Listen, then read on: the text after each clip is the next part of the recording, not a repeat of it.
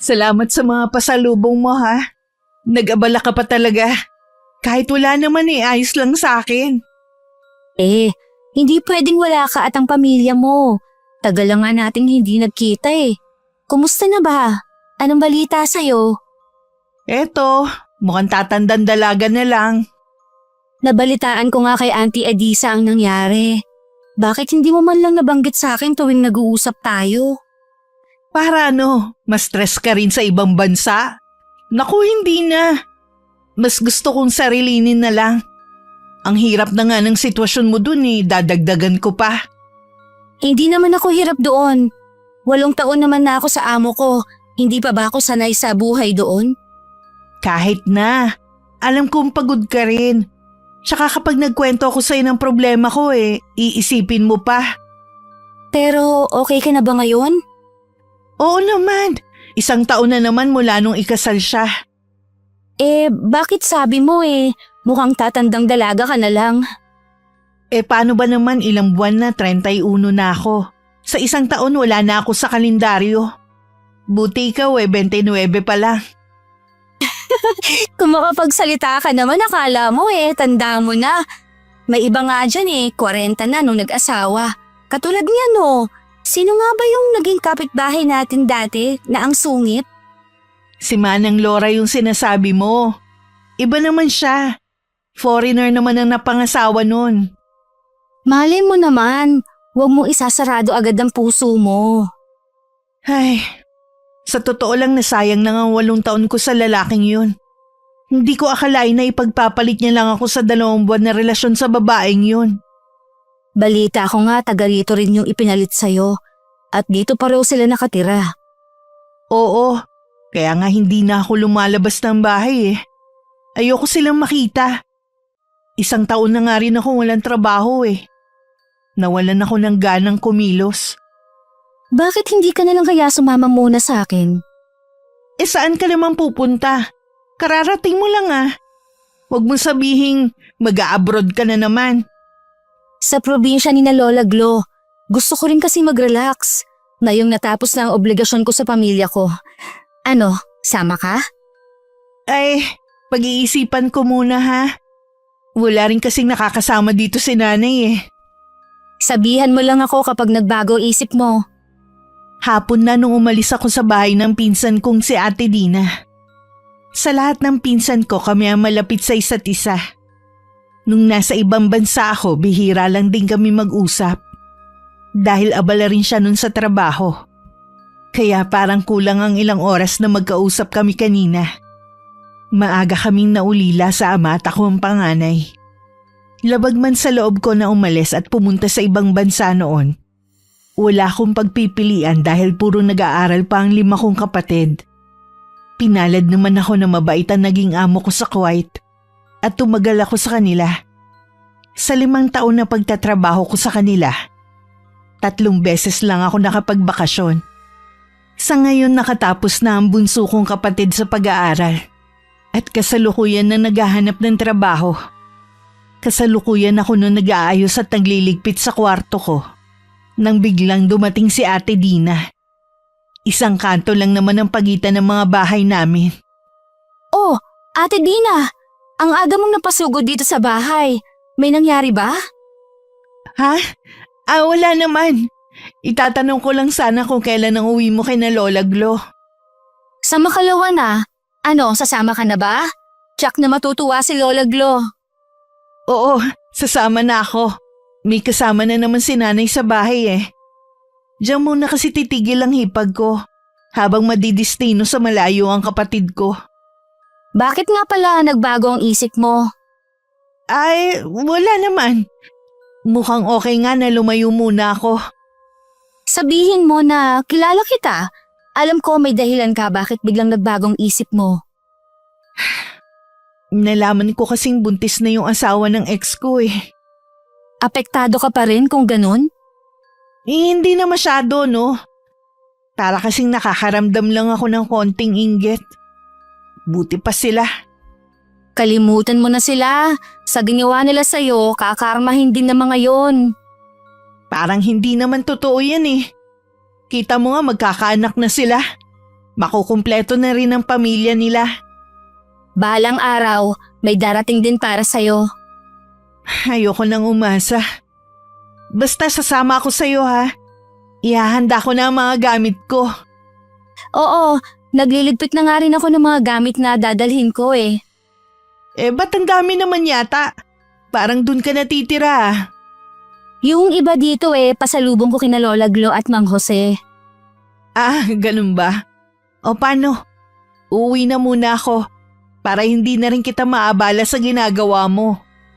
Hinatid ko pa siya sa may pintuan. Kita pa rin kay Ate Dina ang lungkot dahil sa nobyo. Makakabuti nga talaga sa kanya ang lumayo muna.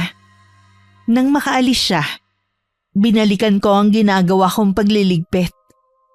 Bigla na lang akong nakaramdam ng kaba.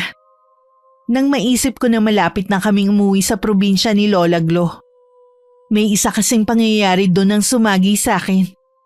Pilit ko na lang iwinaksi yun. Matagal na nangyari yun. Dumating ang araw ng pag-alis namin ni Ate Dina. Hindi katulad nung nakaraan.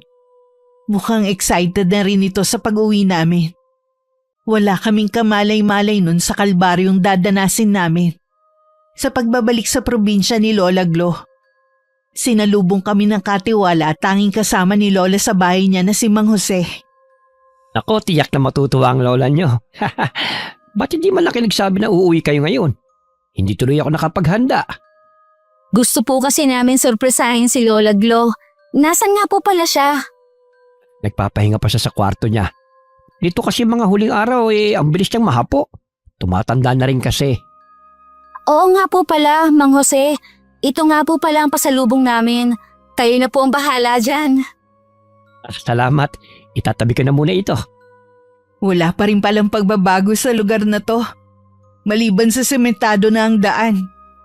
Wala naman talagang ganong nagbago dito. Ganun pa rin ang mga tao rito. Magpapahinga po muna kami, Mang Jose.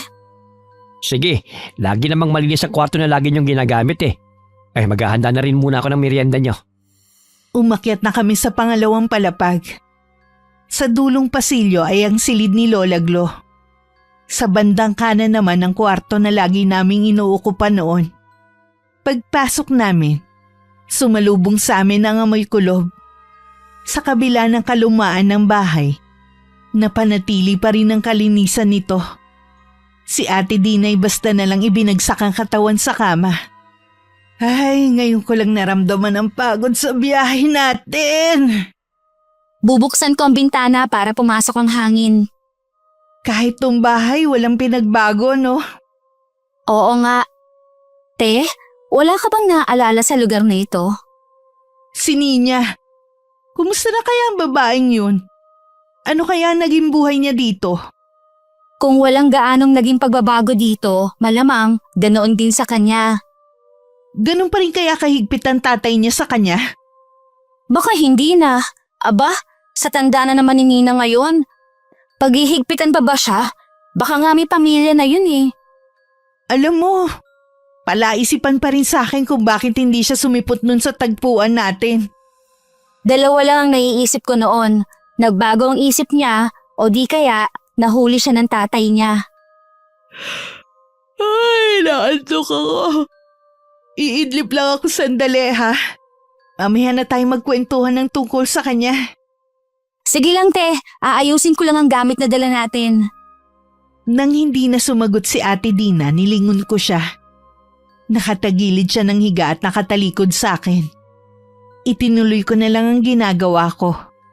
Dahil plano namin magtagal, inilagay ko na ang mga damit ko sa kabilang bahagi ng cabinet. Pagkatapos nakaramdam din ako ng antok. Nahiga na rin muna ako sa tabi niya. Nagising ako sa mahinang yugyug sa braso ko. Namulatan ko si Ate Dina na nakangiti. Napahaba yata ang tulog ko. Oo nga, ako idlip lang talaga. Pero ikaw tulog na talaga at taghihilik pa. Tara nang bumaba, baka gising na rin si Lola. O sige, anong oras na ba? Pasado 4:00 na ng hapon. Malamang kanina pagising si Lola. Uminat pa ako sandali at sumulyap sa malaking salamin na naroon. Inayos ko lang ang buhok ko bago sabay na kaming lumabas ng kwarto. Naabutan namin si Lola Glo na umiinom ng tsaa sa may balkonahe. Agad itong umiti sa amin. At magkasunod kami nagmano at yumakap dito. Salamat naman at dinalaw niyo ako rito. Akala ko mamamatay na ako na hindi man lang kayo nasisilayan. Pasensya na po kayo, La. Alam niyo naman na nasa ibang bansa ako para magtrabaho. Naiintindihan naman kita. Ikaw, Dina. Ano naman kaya ang idadahilan mo? Bakit hindi ka sumama sa nanay at kapatid mo kapag dumadalaw rito? Pasensya na rin po kayo, La. Abala lang po sa trabaho. Babawi po kami ni Nancy ngayon. Dapat lang. Aba, matagal-tagal na rin nung huli kayo pumunta rito. Opo, La. Magtatagal po kami dito para may makasama kayo. Nagpahanda ako ng merienda kay Jose. Jose! Dito mo na lang dalhin ng merienda ng dalawang apo ko. Aha, dadaling ko na po. Yung mga paborito niyong kakaninang binili ni Jose. Yan nga po ang isa sa namimiss ko. May balak ka pa bang mag-abroad ulit? Wala na po, La. Napagtapos ko na rin po si Pen ng pag-aaral. Gusto ko naman po maglaan ng oras para sa sarili ko. Napakaswerte ng pamilya mo sa'yo. Kahit noon lagi mo na lang silang inuuna. Bilang panganay po parang obligasyon ko na rin po yun. Tsaka nangako po ako nun kay tatay bago siya mamatay na ako nang bahala sa mga kapatid ko. Mabuti, dito nyo naisipan na magbakasyon. Wala po akong ibang lugar na gustong pinupuntahan kundi itong baryo natin. Marami po kasi kaming magagandang alaala dito. Oo nga po, La. May mga naging kaibigan kami dito. Excited na nga kami makita ulit sila O siya, magmerienda muna kayo. Masaya naming binalikan ng masasayang araw nung malimit kaming naroon ni Ate Dina. Parang kailan lang. Napakabilis talaga ng panahon. Napatitig pa ako kay Lola. Dati kasi hindi pa siya ganun katanda. Ngayon kasi halata na rito ang katandaan. Napansin ko rin madali na siyang hingalin habang nagsasalita. Hindi ko tuloy maiwasan na mag-alala. Hanggang kinagabihan masaya kami nagkukwentuhan ni na Lola Glo. Panaka-nakaring sumasali si Mang Jose sa usapan namin.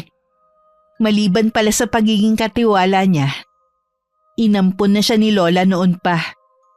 Kaya parang kapamilya na ang turing namin sa kanya. Lingid sa amin nakarating na ang balita kay Mang Rogelio ang pagdating namin. Kinabukasan papunta sana sa talipapa si Mang Jose para bumili ng karne at isda. Nang makasalubong niya ang lalaki. Dumating pala si Nandina at Nancy. Kahapon lang. Ang kapal naman ng mukha nila para tumungtong pa sa lugar na ito. Pagkatapos ng ginawa nila. Magdahan-dahan ka sa pananalita mo, Rogelio. Walang ginagawang masama ang dalawa sa'yo. Nakalimutan mo na ba ang ginawa nila, ha? Nakipagkaibigan lamang sila sa anak mo. Anong masama ron? Ikaw itong napakahigpit sa anak mo Tignan mo tuloy ang nangyari. Ginagawa ko lang yun para hindi siya mapariwara. Masamang impluensya magpinsan na yon. Hindi totoo yan. Mabait ang magpinsan. Pwede ba, Rogelio? Huwag kang gagawa ng gulo habang nandito ang dalawa. Oras na may gawin kang hindi maganda, si Manay Glo makakatapat mo. Hindi ako natatakot sa kanya. Huwag mo subukan si Manay. Alam mo ang kakayanan niya. Alam ko, pero hindi niya alam ang kayang gawin ng isang nawalan ng anak. Matagal nang nangyari yan. Bakit hindi mo na lang kalimutan? Gago ka ba, ha? Nag-iisang anak lang namin ni Clemency niya. Hindi ganun kadaling kalimutan ng lahat. Kahit ano pa ang gawin mo, hindi na may babalik ang nakaraan. Mag-focus ka na lamang sa pamilya mo at sa mga anak mo. Huwag mo kong utusan sa dapat kong gawin. Palibasa kasi, wala kang pamilya at mga anak, kaya madali lamang siyang sabihin yan. Huwag mo sanang isipin na wala akong pakialam. Pero matagal na kasi yung nangyari. Wes, kahit ilang taon pang lumipas, hindi ako makakalimot. Kasalanan ng dalawang yon ang nangyari kay Ninya. Pagkatapos sabihin ng huling mga kataga, basta na lang tumalikod si Mang Rogelio at naglakad palayo. Para namang itinulo si Mang Jose sa kanyang kinatatayuan. Bumakas din sa kanya ang pag-aalala. Kaya naman pagkatapos niyang mamili ng mga kakailanganin, umuwi na rin siya agad para kausapin si Lola. Sinabi niya ang tungkol sa pag-uusap nila ni Mang Rogelio. Huwag mong sabihin na ang mga apo ko ang sinisisi niya sa nangyari sa anak niyang si Ninya. Ganun na nga po, Manay Glo. Hindi ko tuloy maiwasan na mag-alala. Hay, mukhang masisira pa yata ang pagbabakasyon ng mga apo ko dito sa atin nang dahil sa lalaking yon. Hindi naman po siguro. Kailangan lang natin silang balaan kung sakali nalalabas sila ng bahay. Sa bagay nga, tsaka hindi na naman bata ang dalawa para hindi nila alam ang gagawin. Kaya lamang, hindi pa po natin nababanggit sa kanila ang totoong nangyari sa itinuturing nilang kaibigan na si Ninya. Ako na lang ang magsasabi sa kanila. Sabihin niyo na po sa kanila sa lalong madaling panahon. Baka kasi mamaya sa iba pa nila malaman. Mula naman talaga akong balak lumayo ng bahay. Kaya hindi na ako nagpaalam pa kahit kay Ate Dina. Pero sa paglalakad ko, nanariwa sa akin ng mga alaala ng nakaraan. Huminto ako sandali na matanaw ko ang puno ng balete. May daan doon na pakanan kung saan papunta kina Ninya. Namalayan ko na lang tinatahak ko na ang daan patungo sa kanila. Ang bahay na kinatitirikan ng kanilang bahay ay wala pa ding nagbago. Hahakbang na sana ako palapit. Nang marinig ko ang mga naapakang tuyong sanga. Nalingunan ko si Mang Rogelio, ang kilalang mananambal sa baryong yon.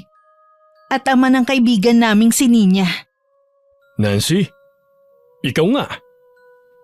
Ako nga po, Mang Rogelio. Kumusta po kayo?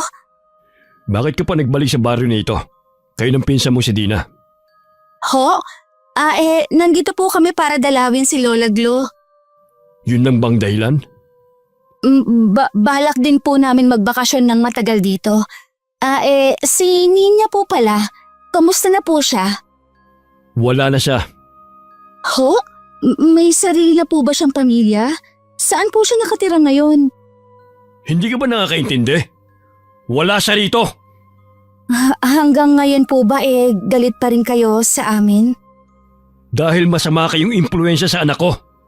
Dahil sa inyo natuto siyang sumuhay sa amin ng nanay niya. Gusto lang po namin siyang maging kaibigan. Wala naman po kaming masamang intensyon noon. Naaawa lang po kami sa kanya, kaya namin siya gustong tulungan. Tulungan na ano? Iwanan kami ng nanay at mga kapatid niya? Masyado po kasing nasasakal na sa inyo. Gusto lang niyang makalaya. Pero maniwala po kayo, iniisip pa rin niya ang kapakanan ninyo. Gusto niyang lumayo para magtrabaho, para makatulong sa inyo. Sinungaling! Gusto niyo siyang imulat sa makamundong gawain para maging tulad niyo siya. Alam niyo ba kung anong ginawa niyo sa kanya? Ha? Kayo lang po ang nag-iisip na masama kaming impluwensya sa kanya. Siya po mismo ang nagsasabi na mula nang makilala niya kami, kahit papaano, naranasan niyang maging malaya sa manipulasyon ninyo. Ako pa talagang sinisisi mong babae ka? Kung iniwan niya po kayo, kayo na rin na nagtulak sa kanya para lumayo siya. Nasa tamang edad na po siya, pero kontrolado niyo pa rin ang mga galaw niya. Wala kang alam sa pamilya namin. Kaya huwag ka magsalita na akala mo kilala mo ako. Sa mga kwento pa lang ni Ninya sa amin, alam namin na hindi kayo naging mabuting ama at asawa sa nanay niya. Walang katotohanan ng mga sinasabi niya. Gusto lang niya kaming siraan para magawa niya ang gusto niya. Kasinungalingan po ba yung mga pasa niya sa katawan? Tumigil ka na sa mga kasinungalingan mo. Baka kung ano pang magawa ko sa'yo. Alalahanin mo, nandito ka sa bakuran ko. Nag-umpisa na ako nung makaramdam ng takot. Dahil sa inaasal ni Mang Rogelio.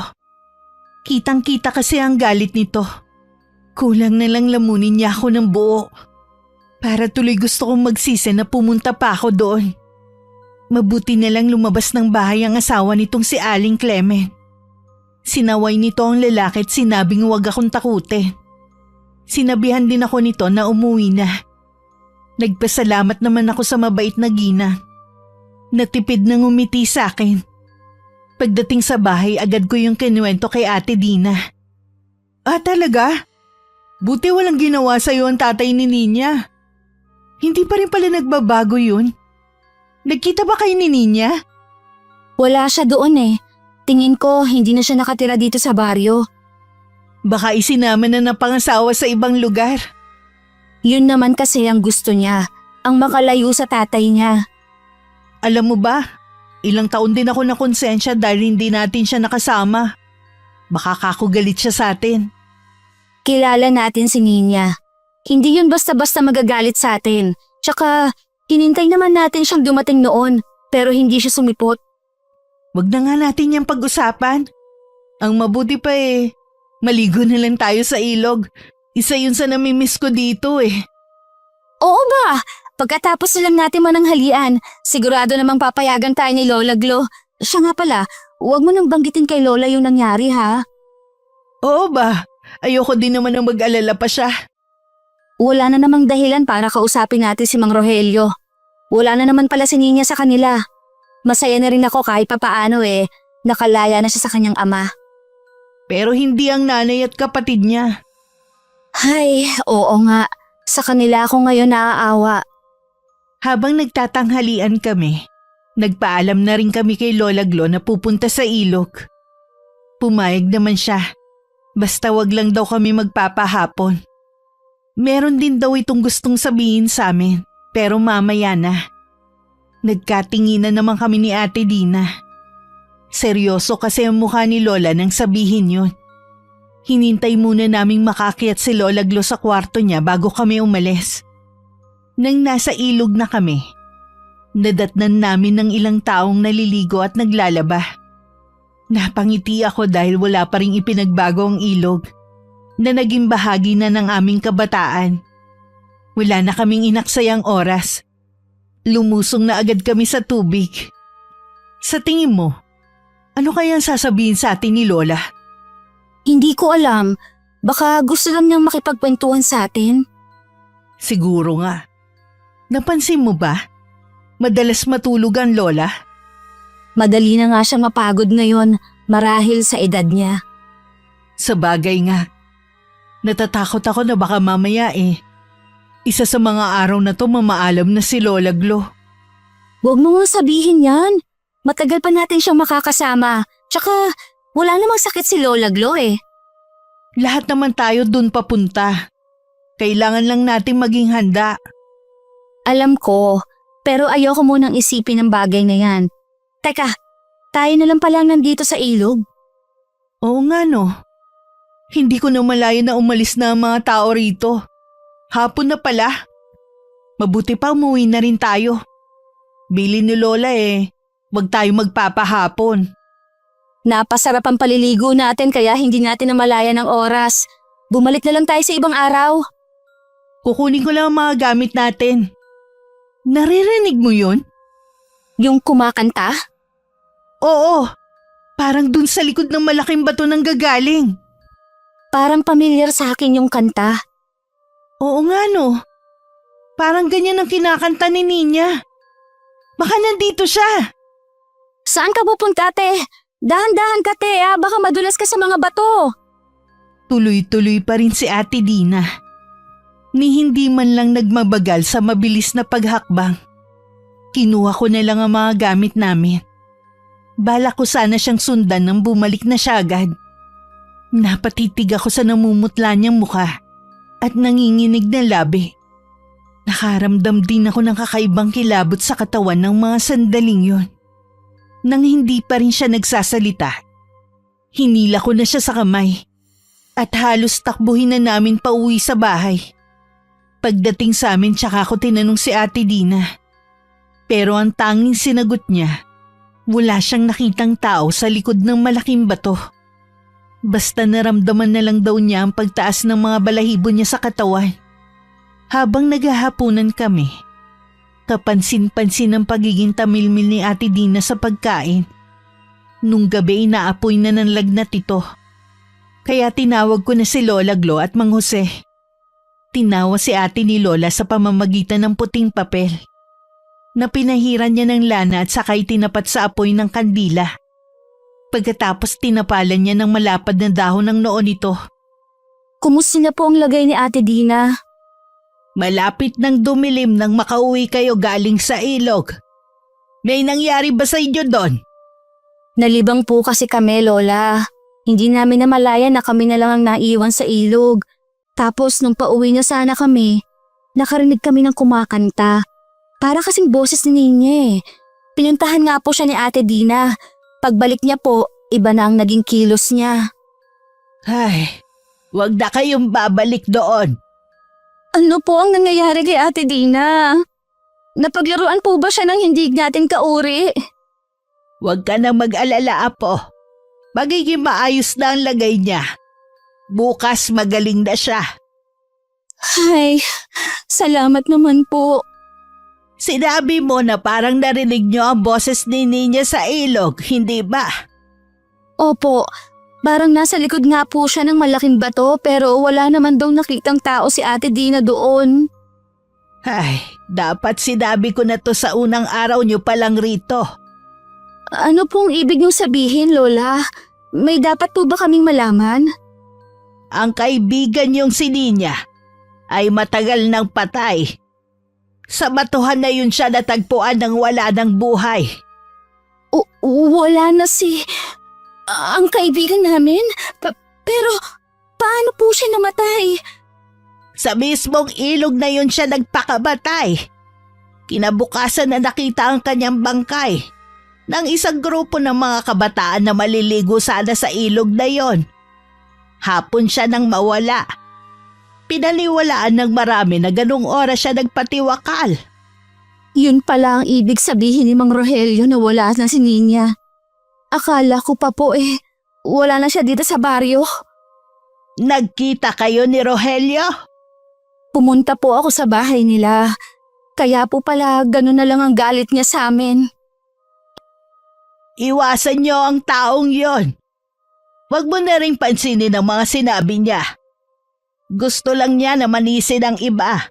Samantalang siya naman ang may kasalanan ng lahat.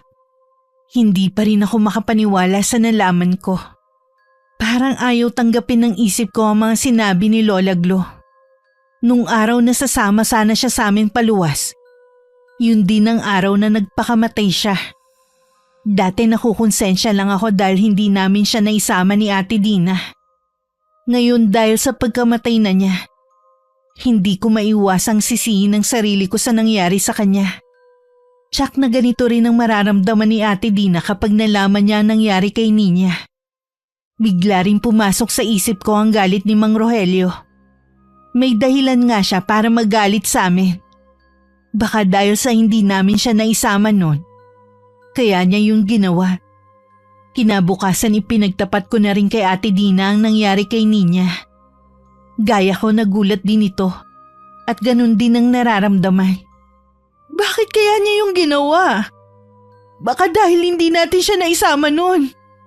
Hinintay naman natin siya pero hindi siya dumating. Baka nahuli siya ng tatay niya sa balak niya. Kawawa naman si Ninya. Kaya siguro nagparamdam siya sa atin sa ilog para ipabatid na wala na siya. Yun din ang naisip ko. Ipagdasal natin ang kaluluwa niya. Pumunta tayo sa simbahan mamaya para maipagtirik natin siya ng kandila. Yun na lang ang magagawa natin para sa kanya. Nagtungo nga kami sa simbahan para ipagdasal ang kaluluwa ng aming kaibigang si Ninya. Humingi din kami ng kapatawaran kung meron man kami naging pagkukulang sa kanya. Habang wala kami sa bahay ni Lola Glo, sumugod naman dun si Mang Rogelio. Galit na galit ito at mukhang nakainom din. Inaawat naman ito mula pa kanina ng asawa. Ilabas mo ang dalawang apo mo! Ngayon ko sila pagbabayarin sa ginawa nila sa anak ko! Huwag mong sisihin ang mga apo ko sa pagkukulang mo! Iuwi mo na ang asawa mo sa bahay niyo, Clement. Kausapin mo rin siya ng maliwanagan ng isip. Huwag kang mangialam dito, Clement. Ikaw at ang apo mo ang dapat maliwanagan. Dahil sa masamang impluensya nila sa anak ko. Kaya siya nagpakamatay! Kaya nagpakamatay ang anak mo dahil na rin sa'yo. Gusto mo siyang ikulong sa baluktot mong paniniwala. Ginawa niya yon dahil yun lang ang tanging paraan para makalaya mula sa'yo. Hindi totoo yan!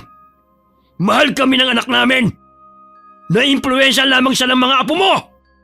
Binabalaan kita, Rogelio. Huwag mong kakantiin ni dulo ng daliri ng mga apo ko. Kilala mo ko. Alam mo ang kaya kong gawin. Huwag mo akong takutin, Gloria. Alam mo rin ang kaya kong gawin para maipaghiganti ko lang ang nangyari sa anak ko. Subukan mo lang. Nagtagisan naman ng matatalim na sulyap sina Lola Glo at Mang Rogelio. Umiiyak naman na nakiusap si Aling Clemens sa asawa na umuwi na sila. Sa paulit-ulit na pakiusap niya, napilitan na rin sumunod sa kanya ang asawa. Nang wala na ang mag-asawa, nanghihina naman na napaupo si Lola sa katabing upuan. Inalalayan naman siya ni Mang Jose. Ayos lang po ba kayo, Manay? Huwag mo kong alalahanin, Jose. Ayos lang naman ako. Mas nag-aalala ako sa mga apo ko sa pwedeng gawin sa kanila ni Rogelio. Baliw na yata yung lalaking yun eh. Kailan niya matatanggap na wala na ang anak niya? Siya din naman ang may kasalanan kung bakit ito nagpakamatay. Pinaghalong pangungulila, galit at pagsisisi ang nararamdaman niya. Hindi kayang tanggapin ng pride niya na siya ang nagtulak kay Ninya para magpakamatay. Kaya naghahanap siya ng masisisi. Sa tingin ko'y hanggang salita lamang ang taong yon. Dahil sa nangyari sa anak, tinalikuran na niya ang pagiging mananambal. Tinalikuran niya ang biyaya na makapanggamot. Desisyon niya yon. At isa pa, hindi ko rin gustong ginagawa niyang paniningil sa mga taong lumalapit sa kanya.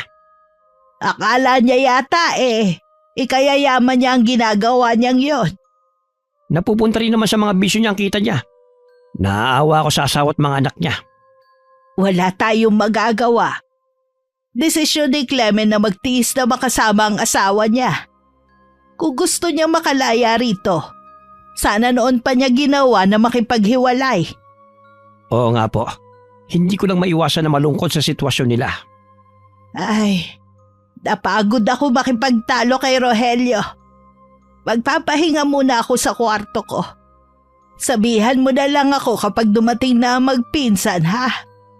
Madali na kayo mapagod. Makakabuti siguro kung iiwasan niyo ang mga ganitong pagtatalo. Ako na lamang ang bahala sa taong yon kapag bumalik pa siya rito. Sinamahan pa ni Mang Jose hanggang sa silid nito si Lola Glo. Bago lumabas, tinanong pa niya kung may iba pang kailangan si Lola. Iniutos na lang nito sa katiwala na kunin ng baol na pinaglalagyan ng mga mahalagang gamit. Nung una naroon ng pagtutol ni Mang Jose. Pero sa huli sinunod na rin niya si Lola. Bakit niyo po yan inilabas? Baka kakailanganin ko to balang araw. May lakas pa ba kayo para magsagawa ng isang orasyon? May natitira pa naman akong lakas para maprotektahan ng mga apo ko. Sa palagay niyo kaya, Manay, kailangan na natin silang pauwiin? Hayaan mo lang silang nandito. Gusto ko pa silang makasama. Nararamdaman ko kasi na hindi na rin ako magtatagal. Lagi niyo na lamang sinasabi yan. Hindi ko tuloy maiwasan na malungkot. Noon pa sinabi ko na sa'yo na maging handa ka. Kung sakali mawala ako bigla. Baka lalo kayo manghina kung gagamitin niyo ang nasa baul na yan. Hindi pa naman tayo nakakatiyak kung magagamit ko nga ito. Gusto ko lang maghanda kung sakali may gawing hindi maganda si Rogelio. O sige, kayong bahala. Nang matiyak na wala nang kailangan si Lola Glo, lumabas na ng silid nito si Mang Jose. Hindi na rin kami nagtagal pagkatapos maipagdasal at maipagtirik ng kandila si Ninya. Niyaya ko na rin si Ate Dina na umuwi na kami. Gusto pa sana niyang mamasyal pero wala na ako sa kondisyon. Masyado ako naapektuhan sa nalaman. Mas gusto ko nang magmukmuk na lang sa bahay ni Lola. At isa pa, marami rin akong katanungan. Baka alam ni Lola ang mga kasagutan. Pagdating sa bahay, sinabi ni Mang Jose na nagpapahinga na si Lola. Nabanggit din ito ang pagpunta doon ni Mang Rogelio. Ano daw po ang kailangan ng ama ni Ninya? Huwag niyo nang pansinin ang taong yon. Lasing lang kaya matapang na sumugod dito sa atin. Mang Jose, meron sana kaming gustong itanong. Kung tungkol kay Ninya, sige magtanong lang kayo. Kasi po, nung lagi pa po kaming nakakauwi, naging malapit po kami kay Ninya. Itinuring na po namin siyang parang kapatid. Alam naman namin yun ang lola nyo. Tsaka nakikita naman namin noon kung paano kayo magmalasakit sa kaibigan nyo. Hindi naman po siguro lingid sa inyo ang ugali ng ama niya. Maliban pa sa paghihigpit sa kanya, sinasaktan din sila ng nanay niya sa kaunting pagkakamali. Akala namin, mahigpit lang noon si Rogelio dahil nag-iisa lang na anak na babae si Ninya. Marami pong sinabi sa amin si Ninya noon. Dahil po sa matinding awang nararamdaman namin, inalok namin siyang sumama sa amin. Pumayag naman po siya, kaya lang po hindi siya dumating noon. Baka po nahuli siya ng tatay niya. Kaya pala galit na galit si Rogelio. Lagi niyang bukang bibig na masama kayong impluensya sa kanyang anak. Hindi po ba isa siyang mananambal? Nanggagamot pa po ba siya hanggang ngayon? Matagal na nung huli siya manggamot. Marami din naman kasi ang hindi natutuwa sa kanya. Sa pilitan kasi ang paniningil niya sa mga nagpapagamot sa kanya. Hanggang isang araw, may nagreklamo sa mga ginamot niya. Sabi lalo daw lumala ang sakit nito hanggang tuluyang mamatay. Baka po yun na ang karma sa kanya. Nabanggit nga po ni Ninya na naniningil ang ama niya. Pero sa bisyo lang naman ito napupunta ang kita. Iwasan niyo na lamang ang taong yon hanggat maaari habang nandito kayo. May isa pa po akong tanong, Mang Jose. Ano yun, Iha? Totoo kaya nagpakamatay si Ninya? Kahit ako nagulat sa tanong na yun ni Ate Dina. Hindi kasi sumagi sa isip ko na maaaring hindi nagpakamatay si Ninya. Pero kinumpirma nga ni Mang Jose na nagpakamatay ito. Ayon sa investigasyon ng pulis noon.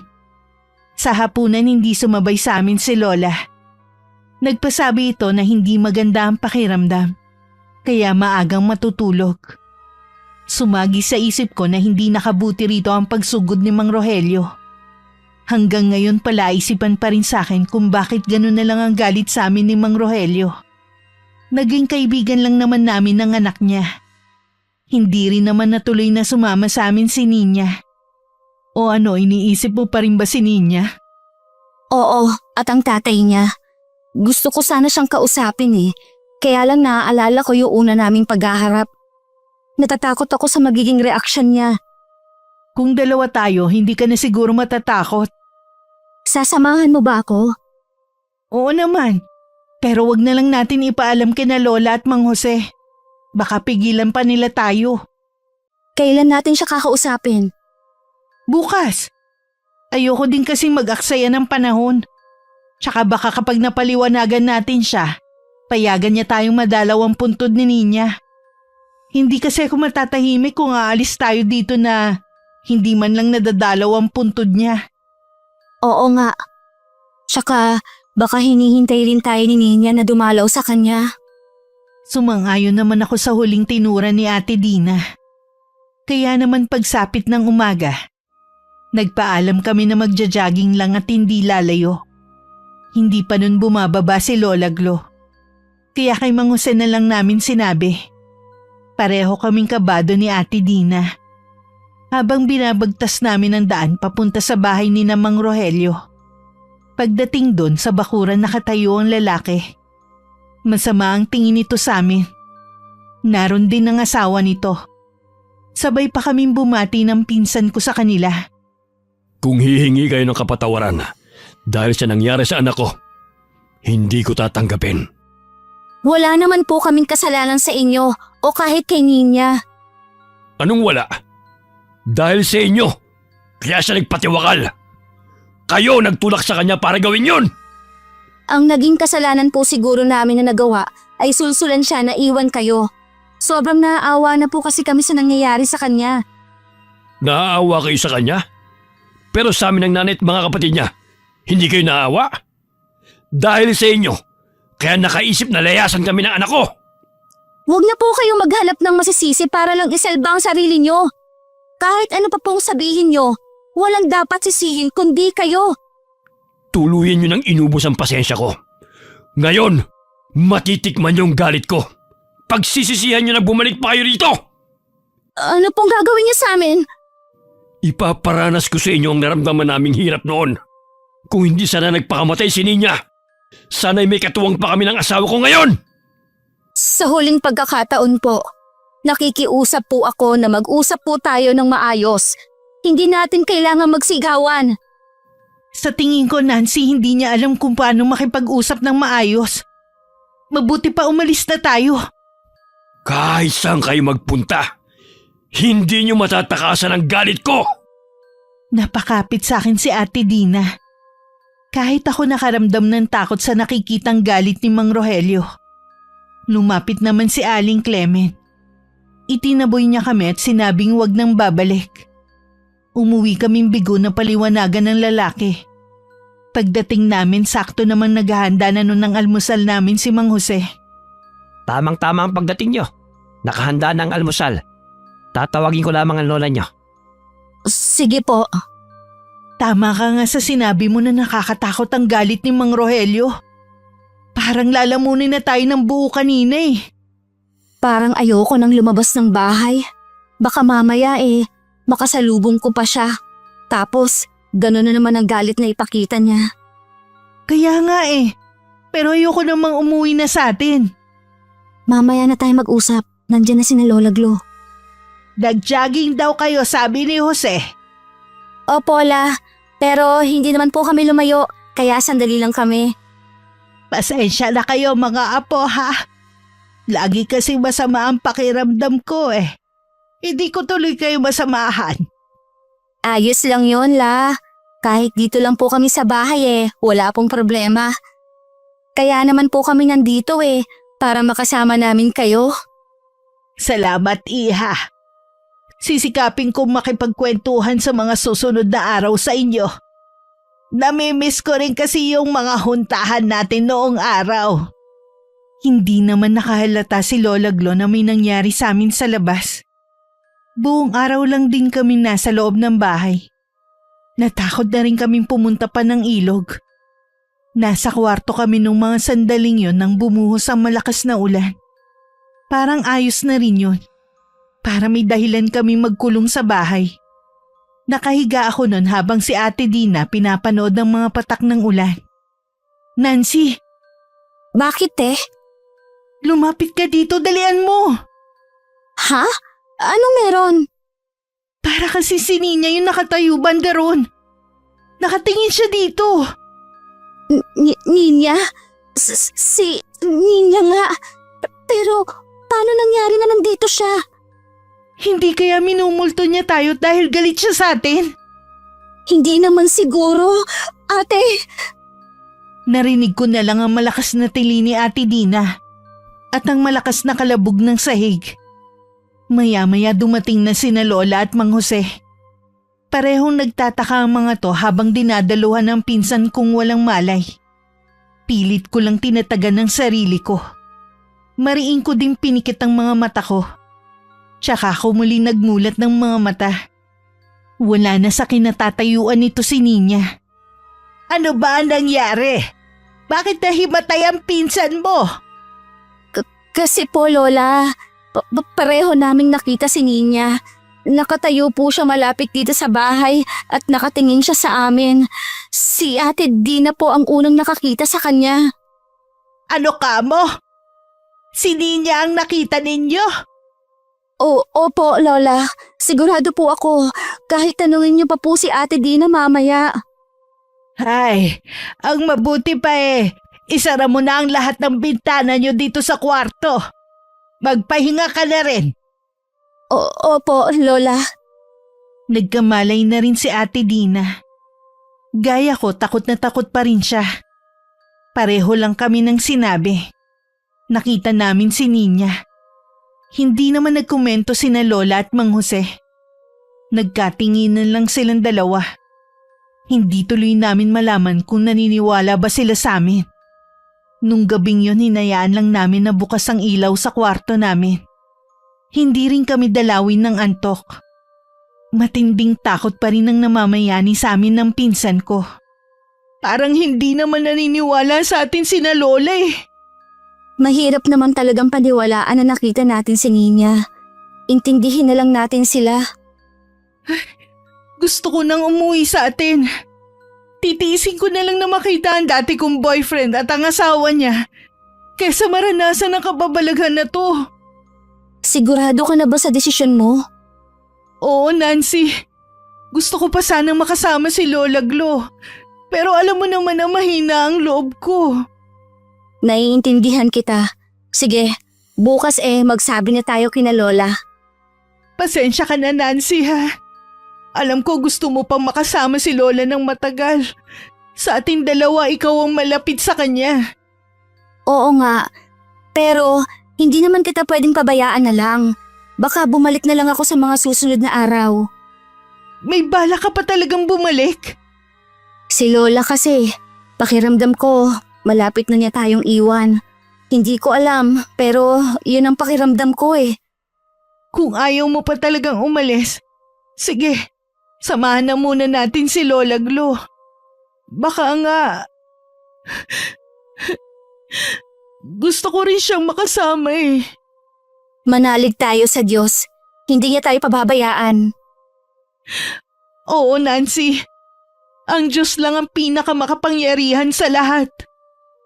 Kung si Nina man ang nakita natin, baka humihingi lang siya ng dasal mula sa atin. O di kaya gusto niyang dalawin natin ang puntod niya. Sa ngayon, imposible pa nating madalaw siya. Dasal na muna ang ialay natin sa kanya.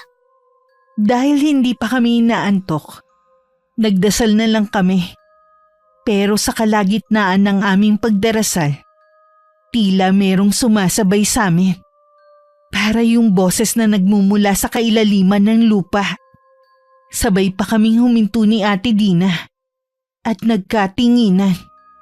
May sumasabay sa atin! Huwag kang matakot. Hindi niya tayo magagalaw. Napatid ang rosaryo! Nang magpatay-sindi ang ilaw, tuluyan na rin ako napasigaw habang magkayakap kami ni Ate Dina. Bigla namang pumasok si Mang Jose. Kasunod si Lola Glo na labis ang pag-aalala.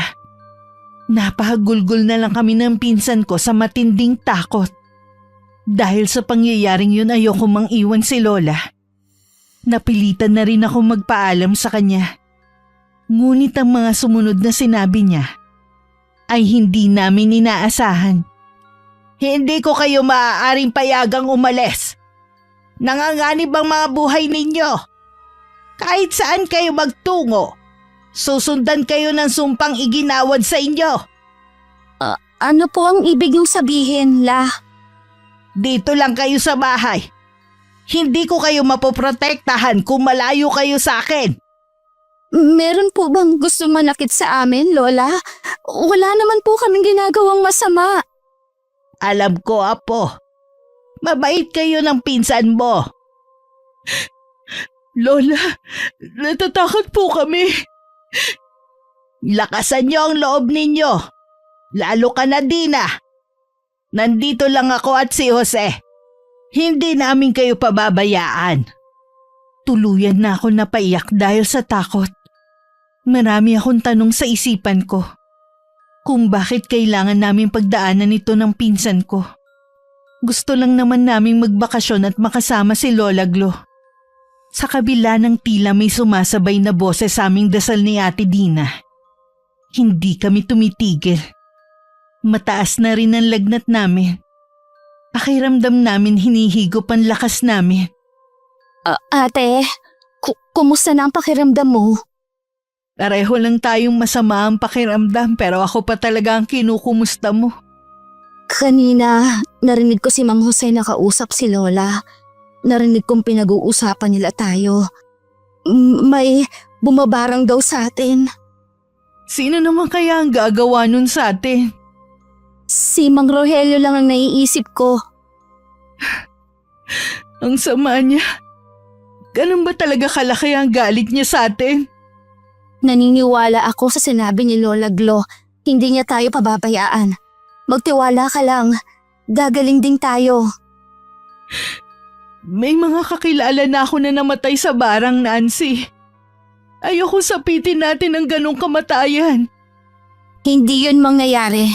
Huwag kang mawawala ng pag-asa. Huwag ka ring panghihinaan ng loob.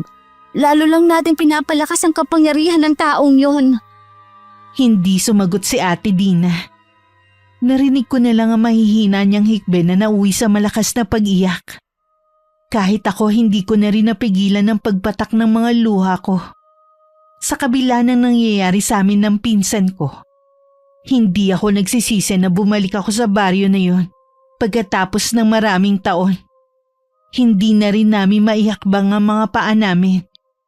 Kaya lagi na lang kaming nakahiga ni Ate Dina. Matyaga lang kaming dinadalhan nun ng pagkain ni Mang Jose. Salamat po sa pag-aalaga niyo sa amin. Naging abala patuloy ang pagpunta namin dito. Hindi ko na kayo itinuturing na iba. Mahalaga kayo sa akin. Kaya huwag niyong isipin na abala kayo. Nasaan nga po pala si Lola Glo? Gumagawa na siya ng paraan para gumaling kayo. Baka po mapano si Lola Glo dahil sa pagtulong niya sa amin. Hindi natin siya mapipigilan. Mahal niya kayo. Lahat gagawin niya para gumaling kayo. Nang mga sandaling yun, abala si Lola sa ritual na ginagawa. Kailangan niyang kontrahin ang ginagawang orasyon ni Mang Rogelio. Nang huminto siya, halos maubos ang lakas niya. Manay Glo, tama na po ang ginagawa niyo. Pwede niyo po kasing ikamatayan. Hayaan mo ko, Jose. Huwag mo ko pakialaman sa ginagawa ko. Kahit ang mga apo mo nag-aalala rin sila sa iyo. Hindi ko sila maaaring pabayaan. Kung kailangan ibubuwis ko ang buhay ko, gagawin ko. Matalo ko lang si Rogelio. Si Rogelio nga talagang nasa likod ng nangyayari sa magkapatid. Oo, siya nga. Ayaw niyang makipagkasundo sa akin para bawiin ang iginawad niyang sumpa sa mga apo ko. Paano siya nagkaroon ng karunungang itim? Hindi ko rin alam. Pero isa lang ang natitiyak ko. Matagal niya itong pinaghandaan. Baliw na nga siya. Sinisisi niya sa iba ang kasalanan na ginawa niya sa kanyang anak. Bantayan mo ang dalawa. Huwag mong hayaan na may makalapit sa kanila na kahit ano. Nasa kwarto lang namin si Mang Jose. Nakaupo malapit sa may bintana. Dahil nariyan lang siya, panatag ako. Gusto ko sanang matulog, pero parang may umuugong sa tenga ko. Pakiramdam ko din parang may gumagalaw sa loob ng tiyan ko. Nakakaamoy din ako ng malansa na nanggagaling sa sariwang sugat. Pagsulyap ko kay Ate Dina, maraming sugat ang kanyang balat. Pulang-pula na yun. At ang iba ay naagusan pa ng sariwang dugo. Napaiyak naman ako. May masakit ba sa'yo, Iha? Wala po. Naawa lang ako kay Ate Dina. Alam kong nahihirapan na rin siya. Pareho lamang kayo ng pinagdadaanan. Mas malakas nga lamang ang loob mo kaysa sa pinsan mo. Bakit hindi ka muna matulog? Tignan mo si Dina. Ang himbing na ng tulog niya. Kahit po pilitin ko, hindi po talaga ako makatulog. Iniisip ko din kasi ang pamilya ko. Gaya ng hiling nyo. Hindi namin ipinaalam sa kanilang totoong kalagayan nyo rito. Salamat po. Ayoko lang kasi mag-alala sila sa amin. Sige na, pilitin mong matulog. Babantayan ko kayo ng pinsan mo. Sige po, pipilitin kong makatulog. Sinunod ko ang sinabi ni Mang Jose. Nakaidlip naman ako, pero madalas akong magising na takot na takot. Lagi kasi akong dinadalaw ng masamang panaginip. Nakakahinga naman ako ng maluwag kapag nagigisnan ko nagbabantay sa amin si Mang Jose. Samantala, galit na galit naman si Mang Rogelio ng mga oras na yun. Nasa harapan siya ng isang altar na kanyang ginawa. Walang hiya ka talagang matanda ka. Mamamatay ka na nga. Nangingialam ka pa. Akala mo ba kaya mo ko? Mauubos lamang ang lakas mo. Pero hindi mo ko matatalo. Takot na takot naman si Aling Clement nang makita ang ginagawa ng asawa. Mula nang mawala ang bisa ng panggagamot nito noon, pinag-aralan na nito ang karunungang itim. Gusto man niya itong pigilan sa ginagawa. Natatakot naman siya ang balingan nito. Tumalikod na lang siya at tumabi sa mga anak na mahimbing na natutulog. Kinabukasan, bakas ang pagod at puyat sa anyo ni Lola Glo. Baka mapano kayo niyan, Manay, kung pipilitin niyo ang ginagawa niyo. Sinabi ko na sa'yo, wag mo akong pakialaman. Gawin mo na lang ang inuutos ko sa'yo na bantayan mo ang magpinsan sa gabi. Ginagawa ko naman po ang inuutos niyo sa akin. Kaya lamang po hindi ko rin maiwasan na mag-alala sa inyo. Wag mo na akong intindihin pa. Matanda na naman ako. Tanggap ko na ang mangyayari sa akin kung sakali. Manay, wag naman po kayo magsalita ng ganyan. Gusto ko pa kayong makasama ng matagal. Ako rin naman. Pero lahat tayo sa kamatayan din patungo. Gusto kong magkaroon ng kabuluhan ang nalalabi kong araw sa mundong ito. Manay! Tuluyan na nun napayak si Mang Jose sa tinura ni Lola Glo. Tila kasi handang-handa na ang matanda sa kanyang huling hantungan. Hindi na rin nakatiis si Mang Jose. Pinuntahan na niya si Mang Rogelio sa bahay nito. Kahit siya labis na rin nasasaktan sa paghihirap naming magpinsan. Maging kay Lola Glo na pagod na para labanan ang sumpa ni Mang Rogelio. Kanino ko utang ang pagbisita mong to, Jose? Hindi mo ba talaga lulubayan magpinsan, ha? Hindi kita maintindihan. Huwag ka na magmangmangan pa, Rogelio. Bawiin mo na ang pagpapahirap mo sa kanila. Maawa ka naman. Wala naman silang ginagawa sa iyong masama. Sa akin wala. Pero kay Ninya meron. Kaya wag mo kong diktahan sa dapat kong gawin. Binubulag ka lamang ng matindi mong galit dahil sa pagkawala niya. Pero sana naiisip mo, walang may gusto sa nangyari sa anak mo. Umalis ka na. Kung ayaw mong pati ikaw ay madamay sa galit ko. Hindi ako natatakot sa galit mo. Mabuti pa nga sa akin mo na lamang ibunto ng galit mo kaysa sa magpinsan. Ano? Magpapakabayani ka? Nakikiusap ako sa iyo, Rogelio. Hindi man tayo naging magkaibigan, pero sa iisang baryo tayo lumaki at nagkaisip. Wala akong pakialam. Sa tingin mo kaya magugustuhan ni Ninya ang ginagawa mo sa mga kaibigan niya? Buong buhay ng anak mo, wala siya naging tunay na kaibigan kundi sina Dina at Nancy labang. Tiyak na nasasaktan din siya sa ginagawa mo. Kahit ano pa ang sabihin mo, itutuloy ko ang pagpapahirap sa dalawang yon. Rogelio, teka lang, wag mo akong talikuran. Clement, nandiyan ka pala. Kausapin mo naman ang asawa mo. Paliwanagan mo siya. Hindi naman hahantong sa ganito kung meron ka lang sanang boses sa bahay niyo. May kasalanan ka rin sa nangyari. Pinabayaan mo si Ninya. Nakarating naman kay Lola ang ginawang pagpunta ni Mang Jose kina Mang Rogelio. Nakaabang kasi sa may sala ang matanda. Hindi naman nagustuhan yun ni Lola. Kaya pinagsabihan niya ang katiwala na wag na ulit gagawa ng desisyon na hindi nito nalalaman. Tuwing magtatakip silim na, dun na rin nag-uumpisa ang paghihirap naming magpinsan.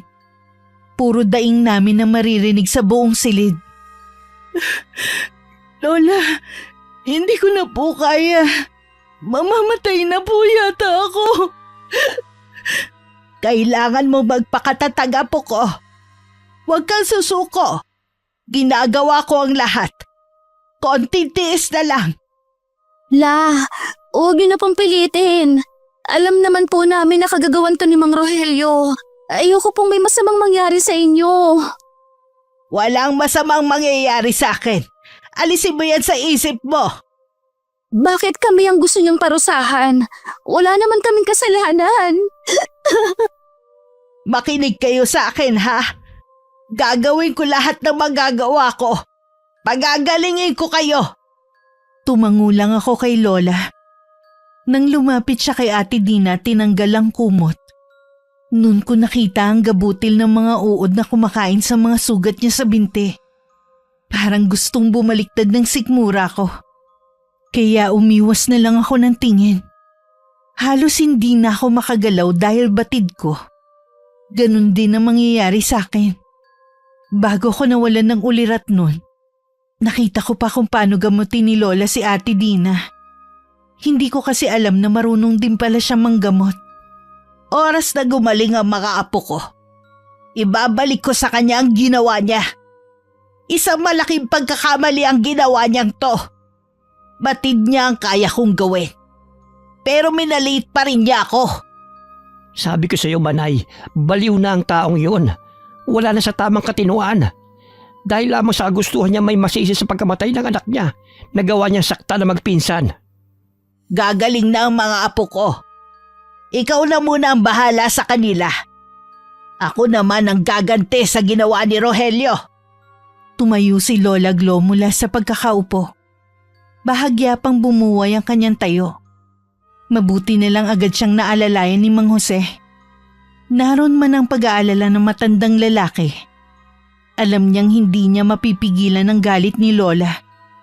Naiwan siya sa kwarto namin para bantayan kami. Lumapit siya sa akin at kinuha ang ipis na nasa higaan ko. Saka inapakan sa sahig. Nang mga sumunod na araw, unti-unti nang bumubuti ang lagay namin ni Ate Dina.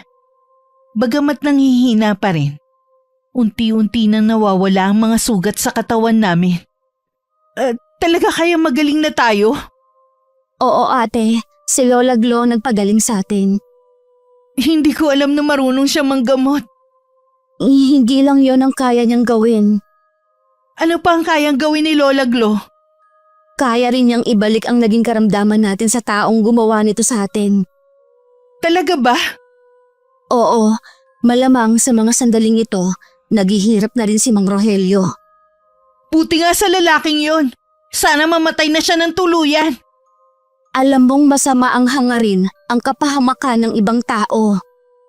Wala akong pakialam. Mas matindi ang ginawa niya sa atin. Nagsisisi tuloy akong kinaibigan ko ang anak niya. Sa kabila ng kabutihan natin sa kanya noon, ito pa pala ang mapapala natin sa kanya. Imbes na matiwasay na bakasyon ang mangyari sa atin, nagkasakit pa tayo ng malala. Naiintindihan naman kita, Ate Dina. Ang akin lang, ipaubaya na lang natin sa Diyos ang ginawa niya sa atin. Masyado ka pa rin mabait hanggang ngayon. Pwes ako, hindi na. Kaya lagi tayong niloloko ng ibang tao eh. Tingnan mo nangyari sa akin. Naging mabuti naman ako sa loob ng maraming taon. Pero iniwan pa rin ako ng boyfriend ko. Dapat sa kanya binabarang din.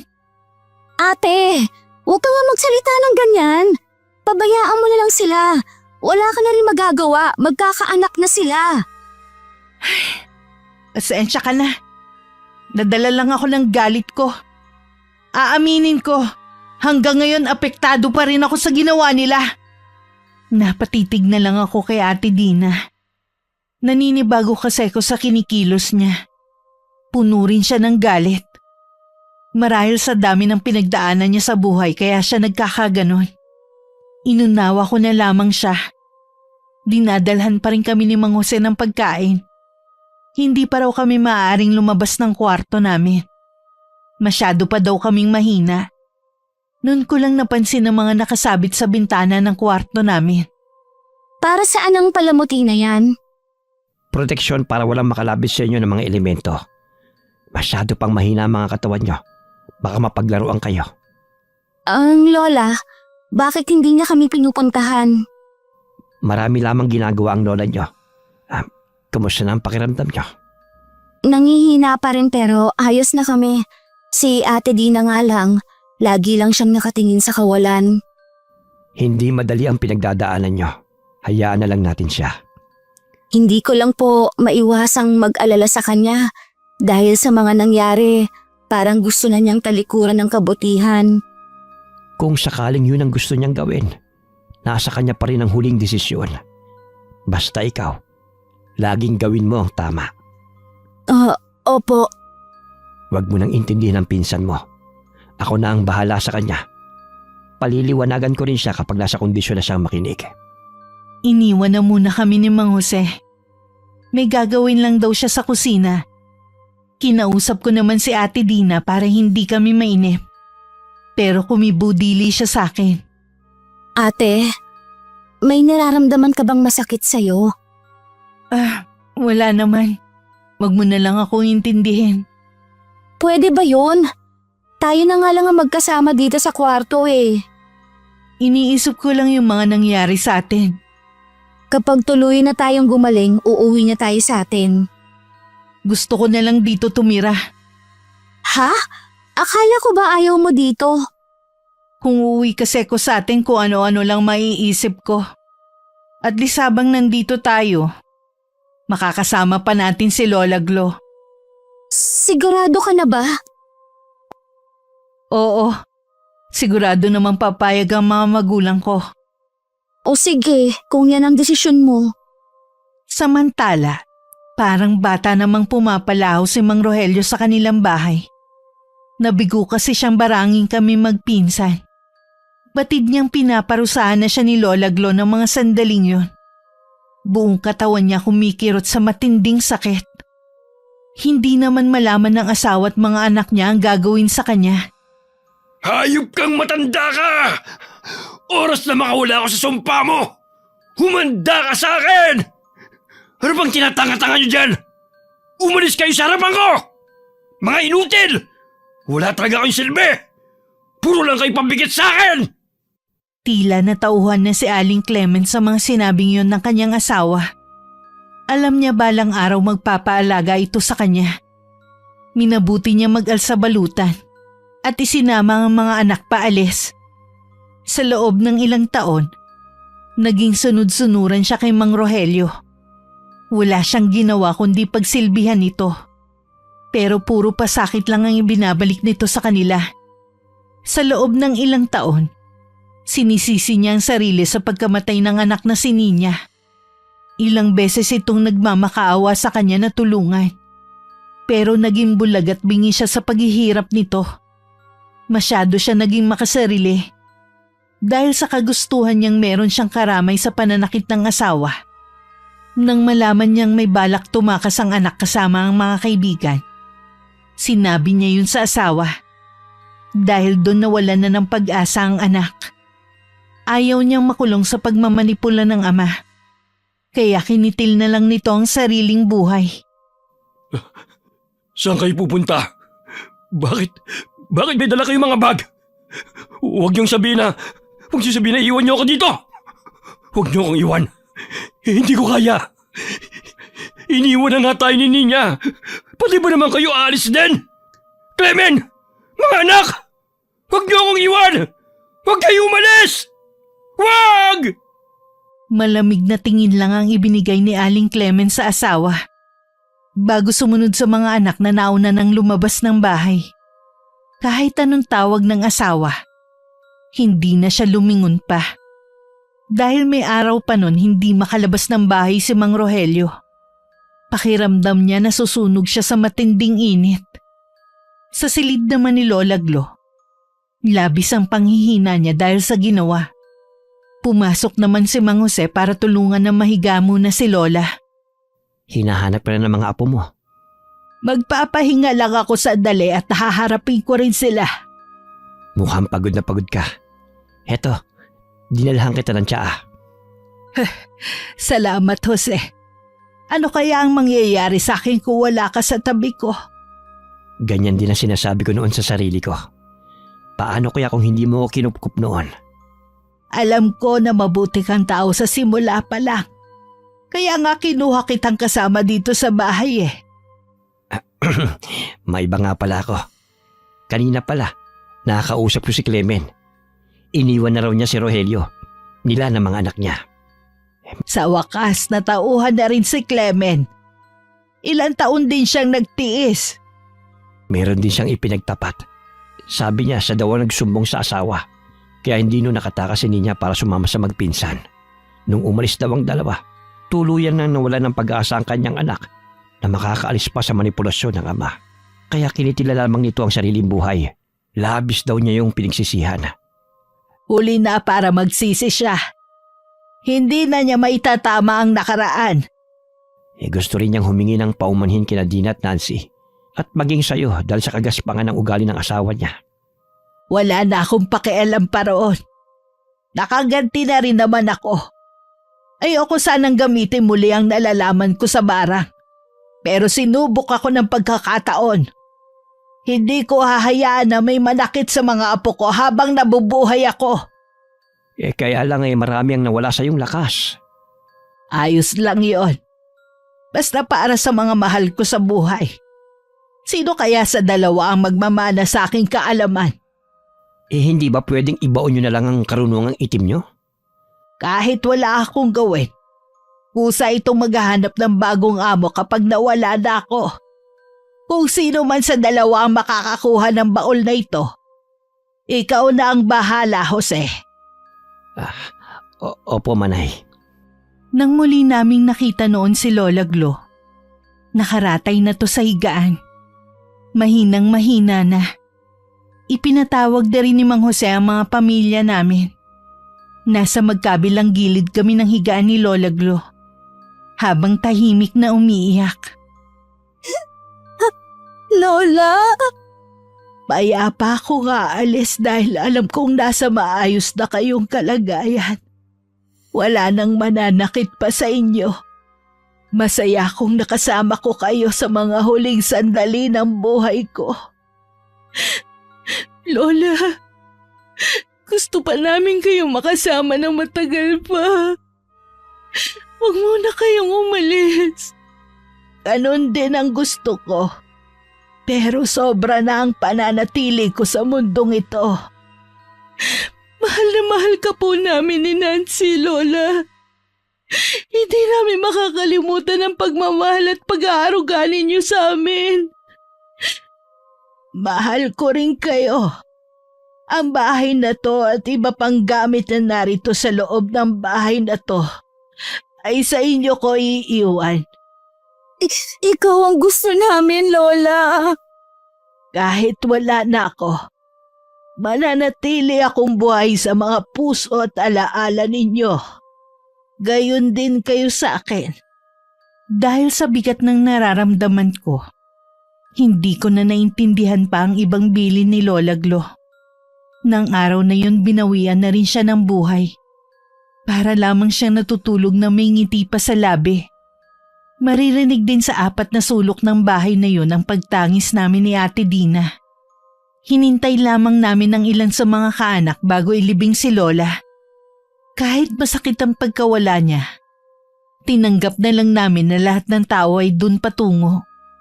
Kahit nakapagbabang luksa na, hindi pa rin kami umaalis ni Ate Dina sa bahay ni Lola. Ngayong wala na ang Lola Glo nyo, kayo naman ang pagsisilbihan ko habang ako'y nabubuhay. Salamat po, Mang Jose. Hindi niyo kami pinabayaan noong mga panahon na nahihirapan kami. Wala yon, Nancy. Ginawa ko yon dahil mahalaga na kayo sa akin. Ay, Mang Jose, ano na nga po pala nangyari kay Mang Rogelio?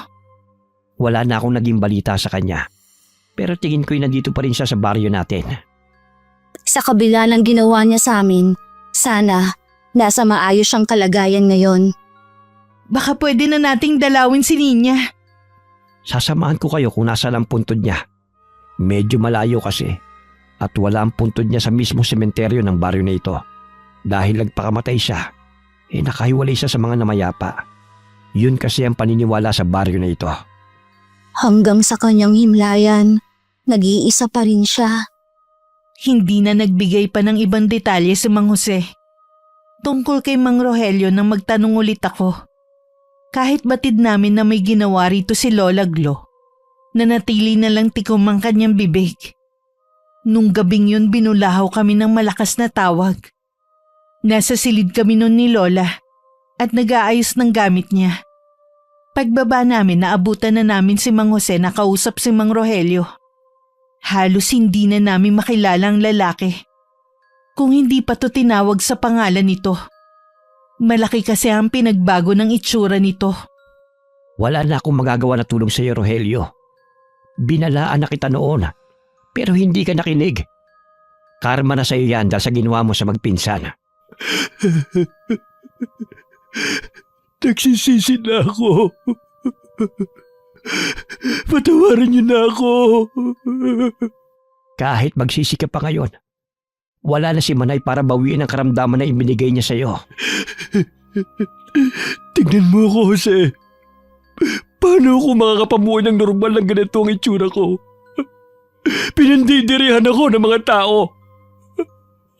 Kahit saan ako pumunta, lagi nakasunod sa akin ang mga lintik na langaw. Pati pamilya ko, iniwan na ako. Maging aral na yan sa'yo. Noon marami ang lumalapit sa'yo para magpagamot. Pero anong ginawa mo? Inabuso mo ang biyayang natanggap mo. Hindi mo pinahalagahan. Gumamit ka pa ng karunungang itim para saktan ang mga kaibigan ng anak mo. Maniwala ka sa akin. Nagsisisi na ako. Kaya ko lang nagawa ang mga yun. Natatakot kasi akong iwan ni Ninya. Hindi ko naman alam na magpapatiwakal siya. Kung alam ko lang. Sana hindi ko na siya pinigilan pa.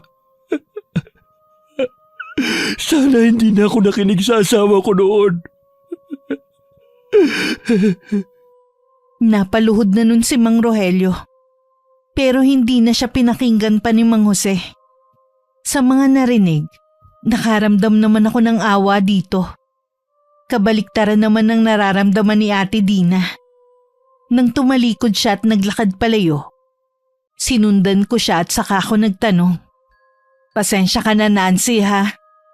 Hindi ako nakakaramdam ng awa sa taong yun eh. Pagkatapos ng mga ginawa niya. Matagal ko na siyang napatawad sa ginawa niya. Wala rin naman kasing mangyayari kung puro galit ang paiiralin natin. Desisyon mo yan, ikaw ang bahala. Pero wag mo kong pakialaman. Mula ng araw na malubha kami nagkasakit ni Ate Dina, malaki na ang ipinagbago niya. Sa kilos at maging sa pananaw sa buhay. Hinayaan ko na lang siya. Lingid sa akin nakuha pala niya ang itim na aklat ng karunungang itim ni Lola. Nais nitong pag-aralan yun. At baka magamit niya balang araw. Nagpasya na rin ako manirahan sa baryo na yun. Mas pinili ko nga lang na tumira sa maliit na bahay na nabili ko sa naipon ko nung nagtatrabaho ko sa ibang bansa. Kahit maliit lang ang tinitirahan ko, nararamdaman ko ang kapayapaan na hinahanap ko. Sa bahay ni Lola pinili ni Ate Dina manirahan, kasama ni Mang Jose. Nakasama pa namin si Mang Jose ng ilang taon bago siya binawian ng buhay. Sa tabi ng puntod ni Lola namin siya inilibing noon ng pinsan ko. Wala na rin kami naging balita kay Mang Rogelio. Sa kasalukuyan, masaya akong kasama ang mga kapatid at nanay ko. Samantalang si Ate Dina, mas pinili na mag-isa na lang sa buhay. Nung huli kami nakapag-usap, mukha naman siyang masaya at kontento sa kung anong meron siya. Masaya na rin ako sa kanya. At yung nangyari sa amin noon ay matagal ko nang ibinaon sa limot. Wakas,